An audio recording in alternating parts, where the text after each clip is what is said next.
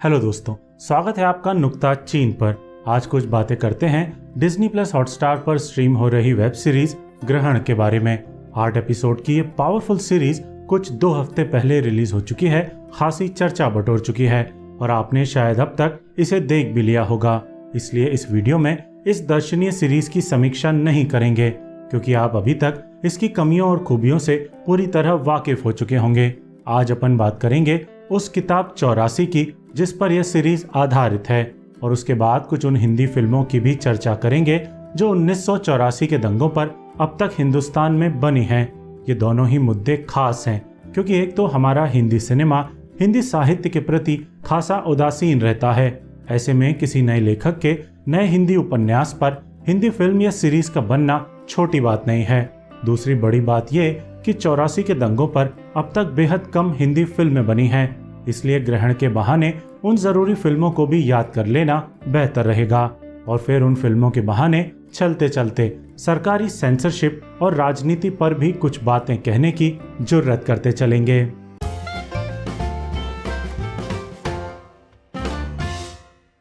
तो जनाब, ग्रहण जो है वो सत्यव्यास के इस उपन्यास 84 से प्रेरित है।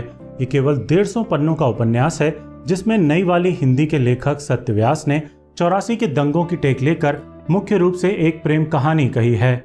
हालांकि ये बात अब तक आपको काफी लोग बता चुके होंगे, लेकिन अहम है ये भी जानना कि ग्रहण सीरीज का सिर्फ फ्लैशबैक्स वाला हिस्सा जो कि सन 84 की कहानी दिखाता है, केवल वही सत्यव्यास की इस किताब पर आधारित है, जबकि ग्रहण सीरीज में जो वर्तमान दिखाया गया है जिसमें पवन मल्होत्रा और जोया हुसैन के किरदार मौजूद हैं, यानी कि दंगाई बाप और पुलिस ऑफिसर बेटी की जो कहानी है वो 84 नाम के उपन्यास का हिस्सा नहीं है। उपन्यास सिर्फ ऋषि और मनु नाम के नायक नायिका की सन 84 में परवान चढ़ी और फिर त्रासदी की भेंट चढ़ी प्रेम कहानी को कहता है, वो भी एकदम लीनियर यानी सीधे सीधे तरीके से। और ये कहानी 84 से शुरू होकर 84 में ही खत्म हो जाती है।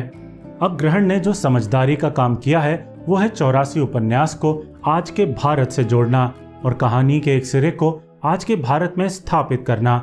इस सीरीज ने उपन्यास में वर्णित नायक और नायिका को उपन्यास की कहानी खत्म होने के लगभग 30 साल बाद 2016 में दोबारा जिंदा किया है और आज के भारत में नायक को यह कहकर कटघरे में खड़ा किया है कि वो बोकारो में हुए 84 के सिख दंगों का मुख्य आरोपी हो सकता है। इस समझदारी ने न सिर्फ इस कहानी को बेहद कंटेम्पररी बना दिया है, बल्कि सिख दंगों की बात करते करते यह सीरीज बेहद सटल अंदाज में आज के भारत की एक मुख्य समस्या यानी कि हिंदू मुस्लिम दंगों पर भी तमाम दबावों के बीच बात करने की हिम्मत जुटा लेती है।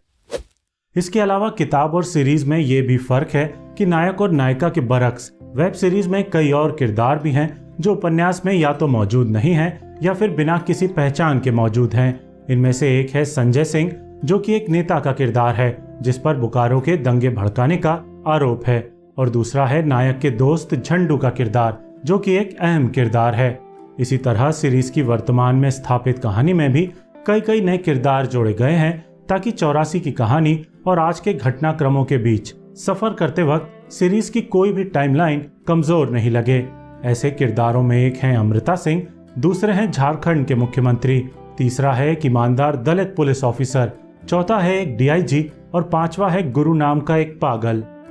यहाँ यह भी रेखांकित करना जरूरी है कि सीरीज जितना कुछ भी फ्लैशबैक्स में दिखाती है उसका तकरीबन ज्यादातर हिस्सा सत्यव्यास की किताब से ही लिया गया है, चाहे फिर सिचुएशंस हो या फिर संवाद हो। बस किताब के अंतिम हिस्से की कहानी को सीरीज की लेखकीय टीम ने बदला है और ऐसा इसलिए किया गया ताकि कहानी को वर्तमान से जोड़ा जा सके और उससे ज्यादा कंटेम्पररी और सस्पेंसफुल बनाया जा सके। यहाँ ये भी कहना जरूरी है कि किताब का जो अंत है वो भी अच्छा अंत है। प्रेम कहानियों में 2 ही तरह के अंत होते हैं, या तो प्रेमी मिलते हैं या फिर बिछड़ जाते हैं। इनमें से ही एक अंत 84 का भी है। ग्रहण की सबसे काबिल बात यही है कि उसने उस विषय पर एंगेजिंग सिनेमा बनाया है जो पिछले 35-36 सालों से अछूत माना जाता रहा है और इतने बड़े स्तर पर इतना मेन स्ट्रीम होकर कभी किसी ने इस विषय पर कहानी कहने की हिम्मत नहीं की है। ऊपर से सीरीज की पॉलिटिक्स भी मॉरल कंपस पर सही दिशा ही दिखाती हुई नजर आती है। ये भी बड़ी बात है कि आज के दौर में भी ये सीरीज प्रोपेगेंडा नहीं फैलाती, बल्कि सिख दंगों के साथ साथ हिंदू मुसलमान दंगों और उन पर होने वाली राजनीति की गिरहें खोलने की भी कोशिश करती है। साथ ही ये अपने कुछ किरदारों के बहाने दंगाइयों की मानसिकता पर भी बात करती है, जो कि सीरीज के सबसे झकझोर कर रख देने वाले सीन साबित होते हैं। यहाँ ये भी कहना जरूरी है कि कुछ वक्त पहले इस सीरीज को बैन करने की मांग उठी थी, क्योंकि ट्रेलर देखकर कुछ लोगों ने यह अंदाजा लगाया था कि सीरीज एंटी सिख है, लेकिन सीरीज में ऐसा कुछ नहीं है, बल्कि संवेदनशीलता के साथ ये सिखों के साथ हुए एक नरसंहार का मानवीय खाका खींचती है। और एक मानवीय कहानी कहना ही तमाम कमियां होने के बावजूद इस सीरीज की सबसे बड़ी ताकत है।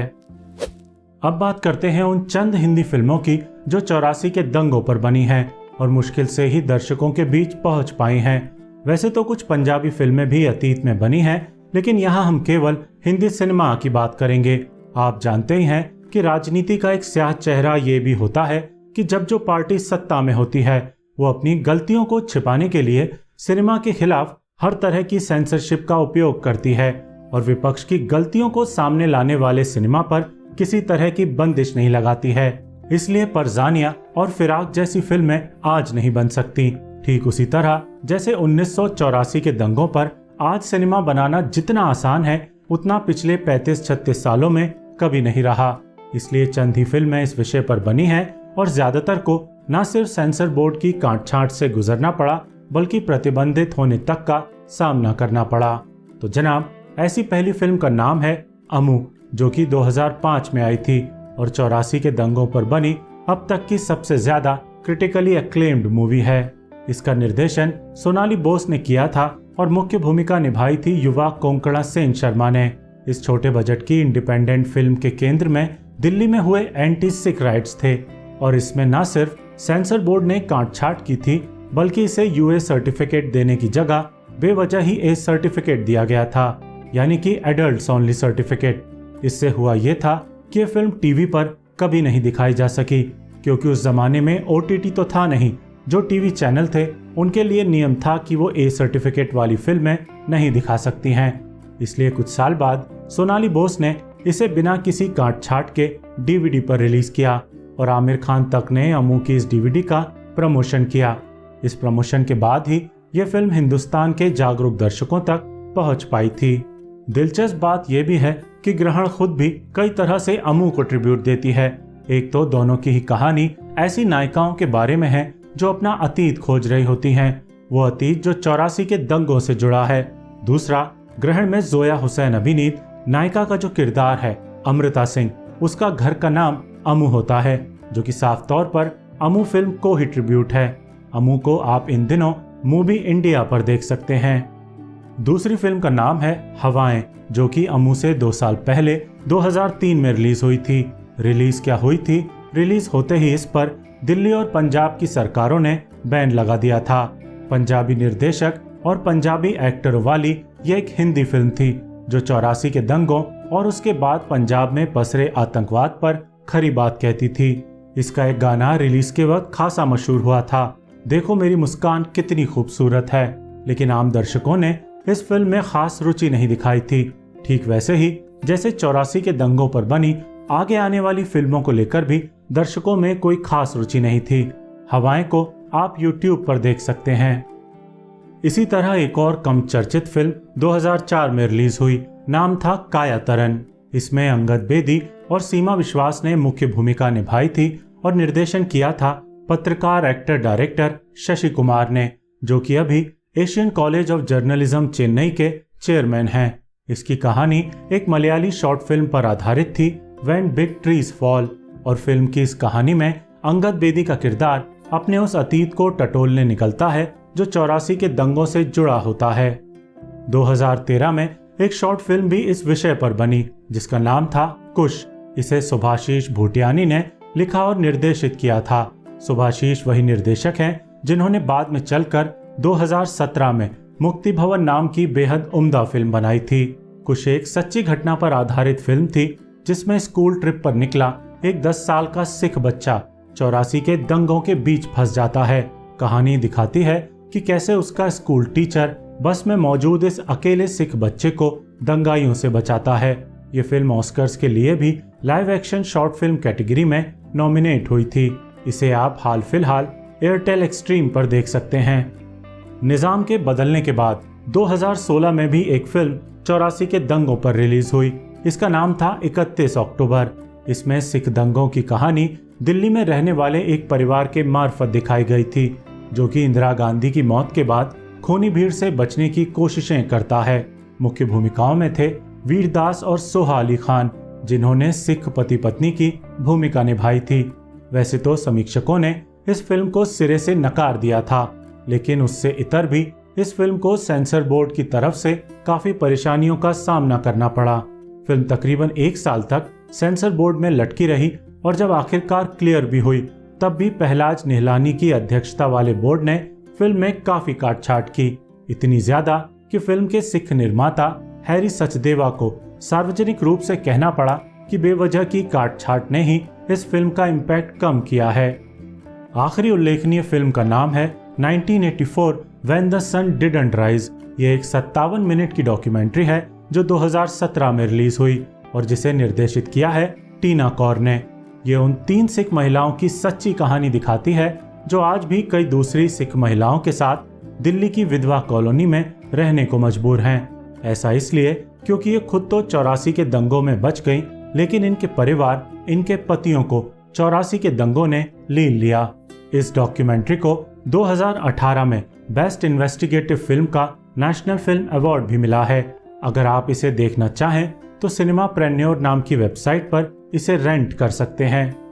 इन्हीं चंद फिल्मों के बीच आज खड़ी है ग्रहण, जिसने इन तमाम फिल्मों से ज्यादा बज़ अपने इर्द गिर्द क्रिएट कर लिया है। अगर नहीं देखी है तो इस दर्शनीय, पावरफुल और मानवीय सीरीज को जरूर देखिएगा।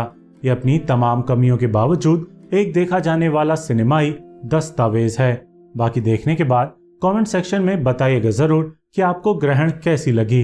वीडियो पसंद आया हो तो इसे लाइक और शेयर अवश्य कीजिएगा, और नहीं किया है तो चैनल को सब्सक्राइब करके इस नाचीज नुक्ताचीन की हौसला अफजाई कर दीजिएगा। धन्यवाद।